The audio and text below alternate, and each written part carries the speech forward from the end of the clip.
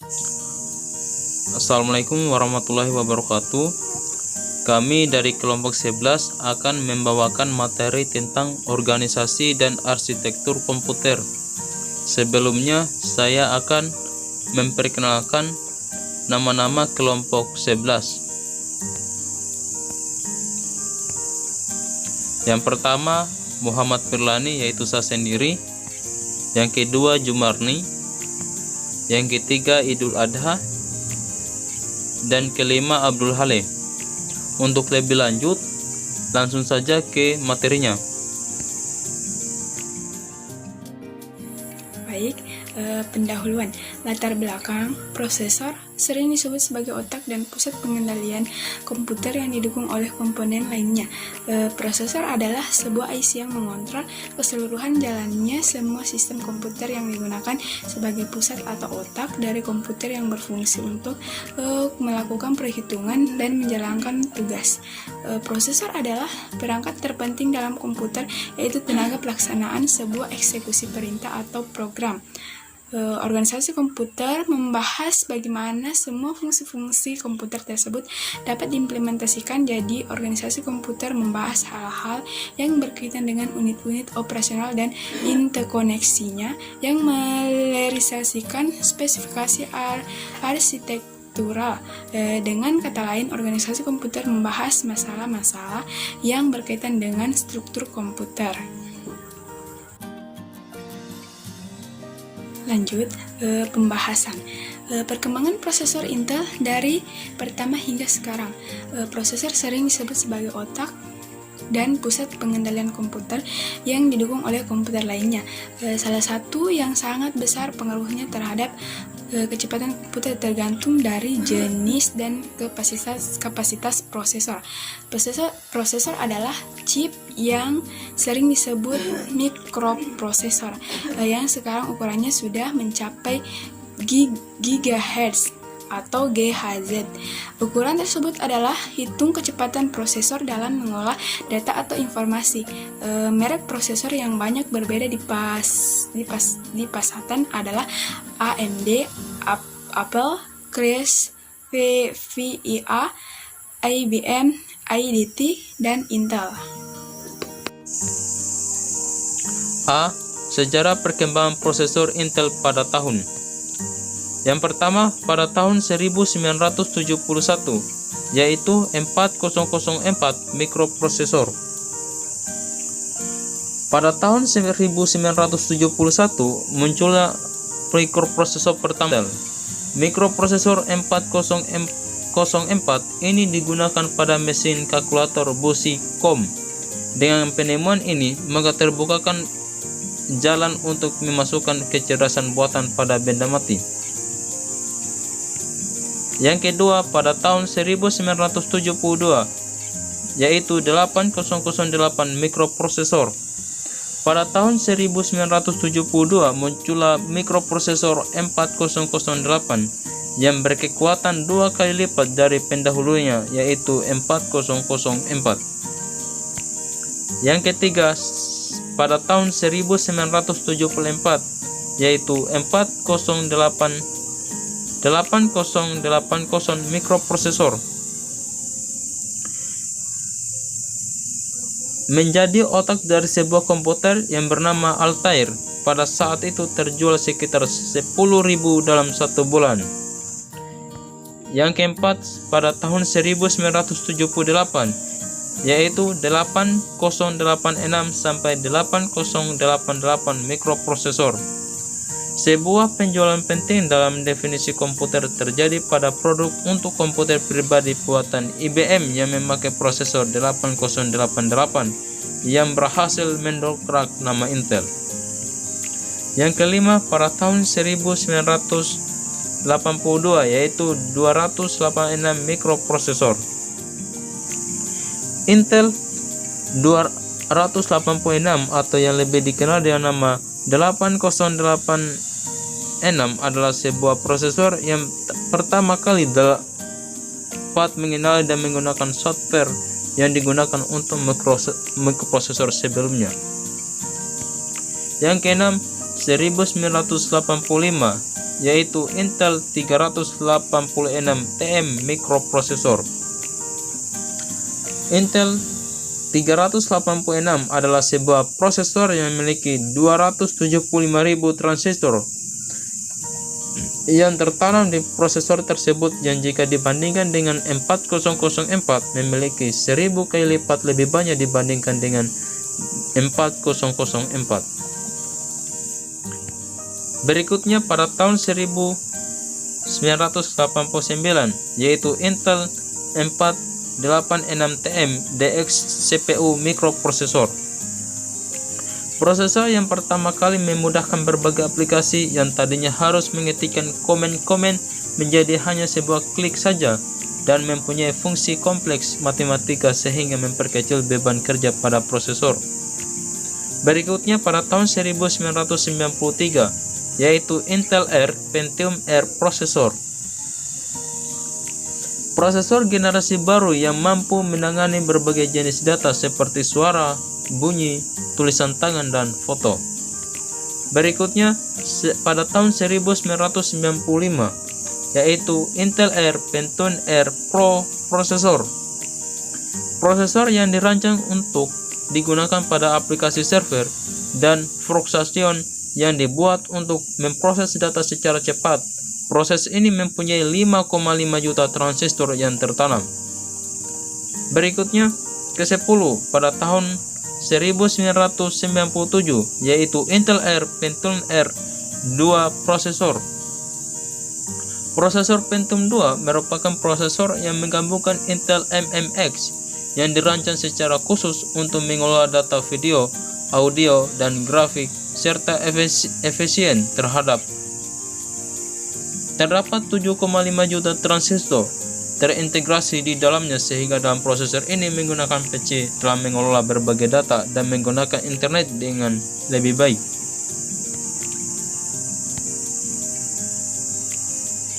Lanjutan yang ke-11 pada tahun 1998 yaitu Intel R Pentium 2 Axion R Processor.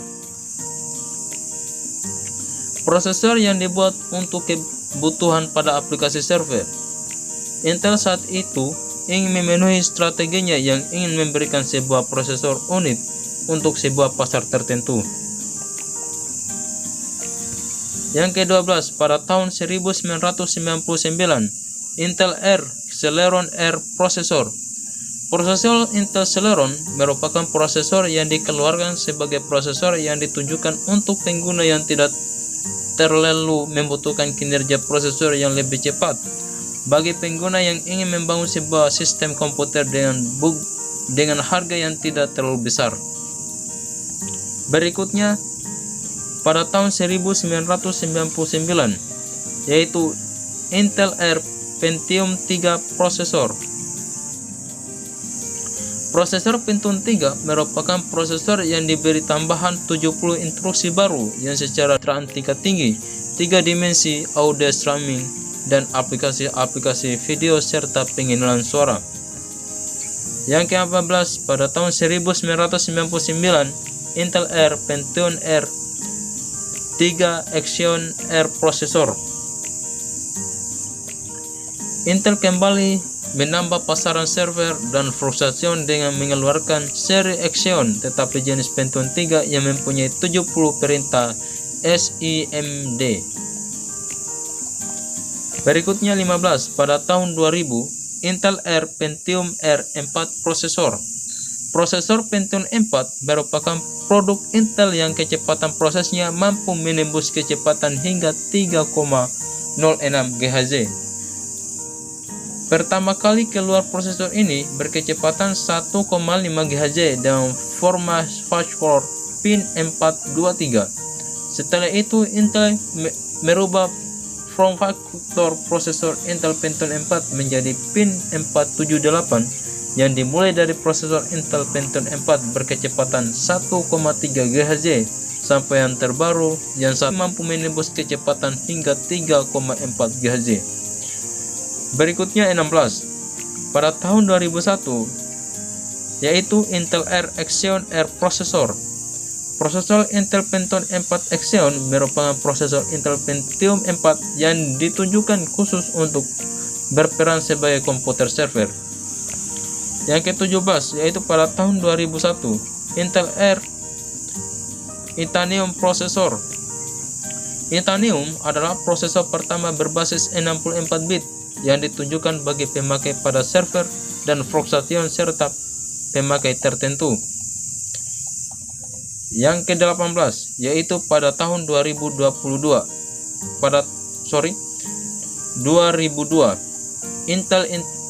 Intel Air Itanium R2 prosesor. Itanium 2 adalah generasi kedua dari keluarga Itanium. Yang ke-19 2003 Intel Air Pentium RM prosesor. Pada chipset 855 dan Intel Air Pro Wireless 2100 adalah komponen dari Intel Air Centrino TM. Intel Centrino dibuat untuk memenuhi kebutuhan pasar akan keberadaan sebuah komputer yang mudah dibawa kemana-mana. Yang ke-20 yaitu pada tahun 2004 Intel Pentium M735, 745 dan 755 prosesor, yaitu dilengkapi dengan chipset 855 dan fitur baru 2MBL2 cancel 400 MHz sistem bus dan kecocokan dengan soket prosesor dengan seri-seri Pentium M sebelumnya.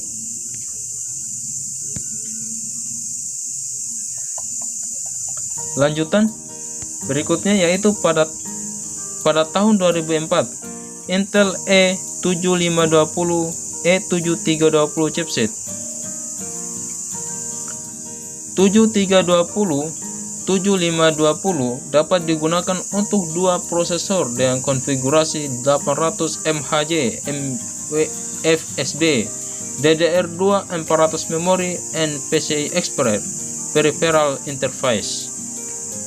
Berikutnya pada tahun 2005 yaitu Intel Pentium 4 Extreme Edition 3,73 GHz, yaitu sebuah prosesor yang ditunjukkan untuk pasar pengguna komputer yang menginginkan sesuatu yang lebih dari komputernya. Prosesor ini menggunakan konfigurasi 3,73 GHz frekuensi, 1,066 GHz FSB, E4T, 2MBL2 cancel, dan hyper threading. Berikutnya pada tahun 2005 Intel Pentium D820, 830, 840, yaitu prosesor berbasis 64 bit yang disebut dual core karena penggunaannya dua buah inti dengan konfigurasi 1 MBL2 cancel pada tiap core, 800 MHz FSB, dan biasa beroperasi pada frekuensi 2,8 GHz, 3,0 GHz, dan 3,2 GHz. Berikutnya pada tahun 2006 Intel Core 2 Quad Q660,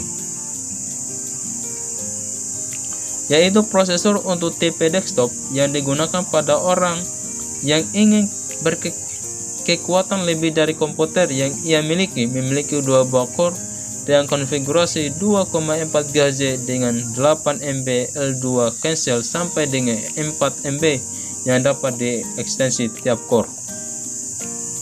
Berikutnya 25 yaitu pada tahun 2006 Intel Quad Core Xeon X3210, X3220,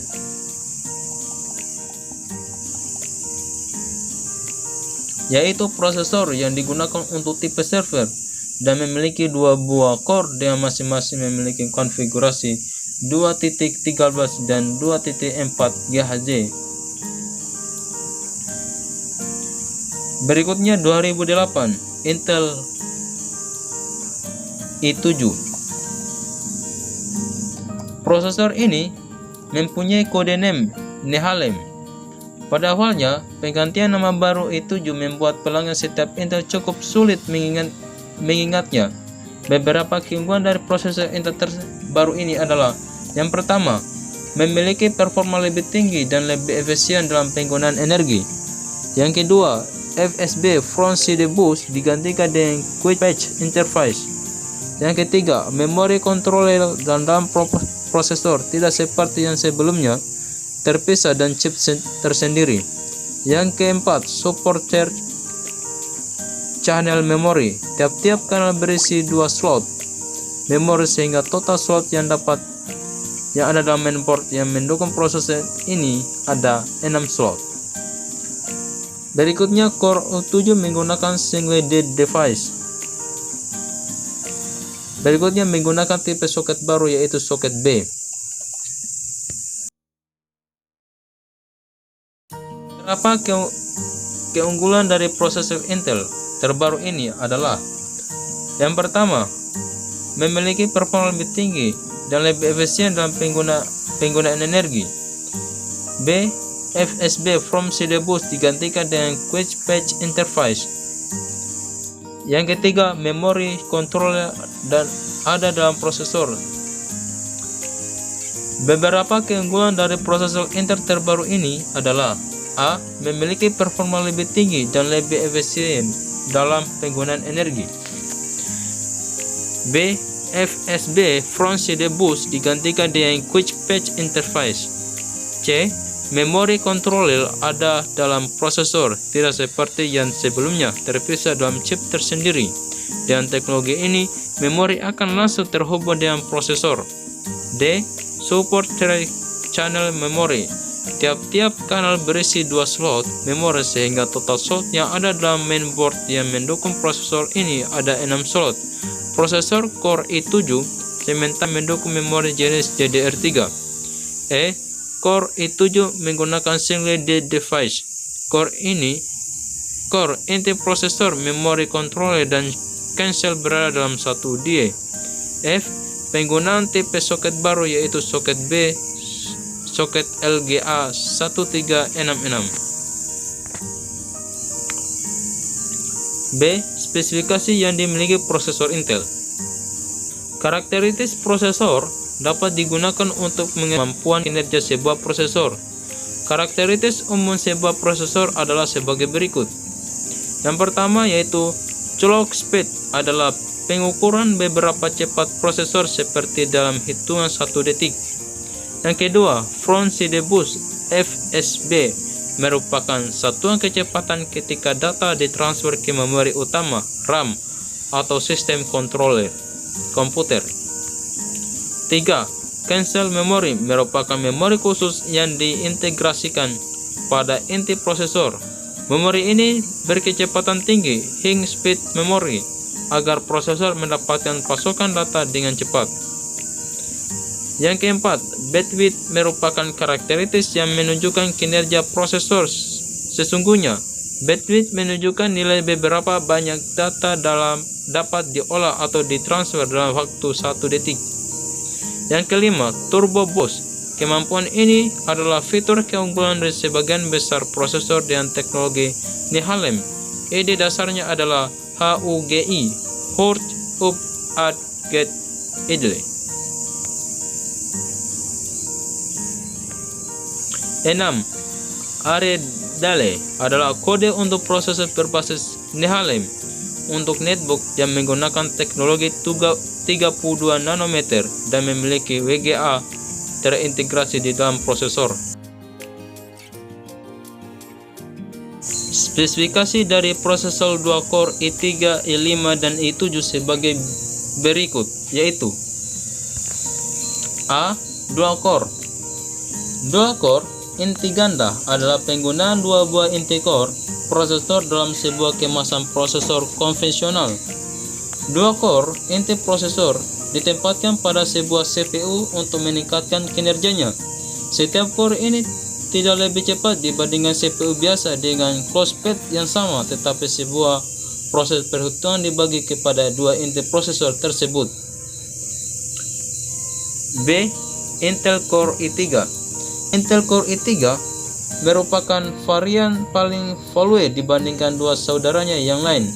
Prosesor ini akan mengintegrasikan GPU atau Graphics Processing Unit alias grafis on board di dalam prosesornya. Kemampuan grafis diklaim sama dengan Intel GMA pada chipset G45. Selain itu, Core i3 nantinya menggunakan manufaktur hybrid inti prosesor dengan 32 nanometer, sedangkan memori kontrol grafis menggunakan 45 nanometer. C. Intel Core i5. Kelebihan Core i5 adalah ditanamkan sebuah fungsi chipset NOR Bridge pada inti prosesor, dikenal dengan nama MCH pada motherboard. Pada motherboard Core i3 yang akan menggunakan chipset Intel P55 di kelas mainstream, ini akan terlihat lowong tanpa kehadiran chipset NOR Bridge. D. Intel Core i7. Intel Core i7 sendiri merupakan prosesor pertama dengan teknologi Nehalem. Nehalem menggunakan platform baru yang betul-betul berbeda dengan generasi sebelumnya. Salah satunya adalah mengintegrasikan chipset MCH langsung di prosesor, bukan motherboard. Nehalem juga menggantikan fungsi MCB menjadi QPI Quick Patch Interconnect yang lebih revolution. Kelebihan generasi Intel Core i3, Intel Core i5, dan Intel Core i7 dibandingkan prosesor AMD.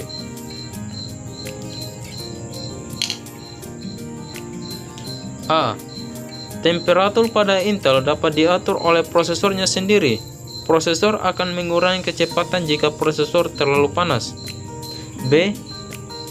Pipel line pada Intel lebih panjang dibandingkan prosesor lain seperti AMD. C. Intel memang di brand image dan marketnya. D. Pada prosesor Intel Pentium 4 harga standar, kinerjanya lumayan cepat. E. Beberapa uji coba performa ternyata prosesor Intel lah yang kuat dalam hal apapun dibandingkan prosesor lainnya AMD. F. Prosesor Intel lebih kuat dari prosesor AMD pada aplikasi multimedia. C. Kelebihan dan kekurangan prosesor Intel. Adapun kelebihan dan kekurangan prosesor Intel adalah sebagai berikut. 1. Kelebihan. A. Prosesor Intel tidak cepat panas. Salah satu kelebihan prosesor Intel adalah tidak cepat panas. Intel punya teknologi canggih yang bisa mengatur suhu atau temperatur prosesor. Saat suhu mulai panas, prosesor otomatis menurunkan kecepatan clock atau menghindari kemungkinan overheating. B. Kelebihan prosesor Intel untuk gaming.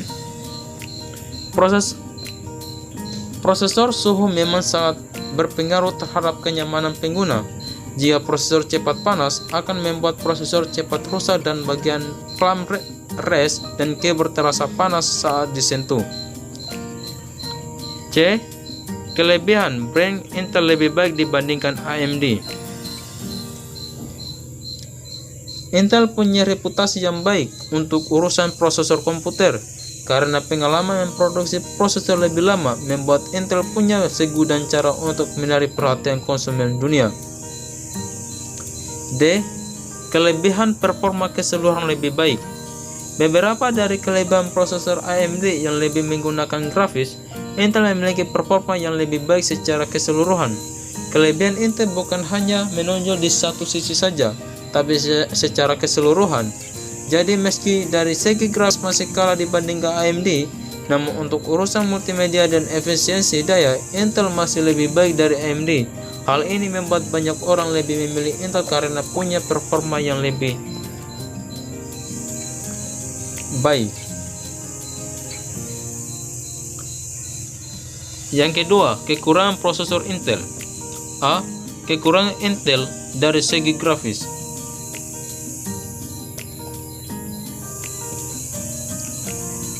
Kualitas grafis Intel masih dalam dibanding AMD. Ini membuat banyak gamers mulai beralih ke AMD.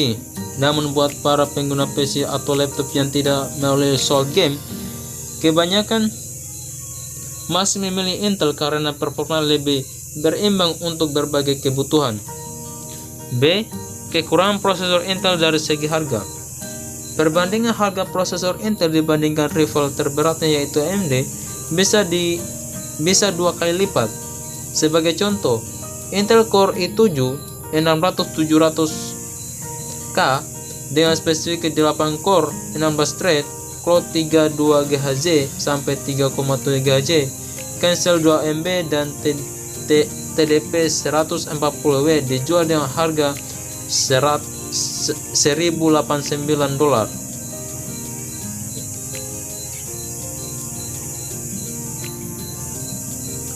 Penutup.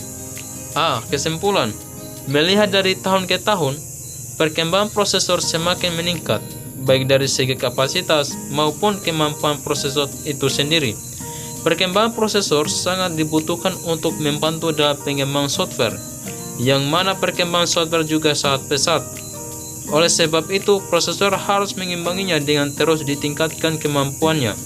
Para produsen penghasil prosesor terus mengembangkan kinerja prosesor mereka, dan meningkatkan kinerja prosesor sangat membantu sekali dalam bidang teknologi informasi, namun bertolak dari hal tujuan itu untuk memperoleh sebuah prosesor dengan kapasitas dan kinerja yang bersaing, konsumen harus menambah biaya pengadaan dan perawatan prosesor itu sendiri.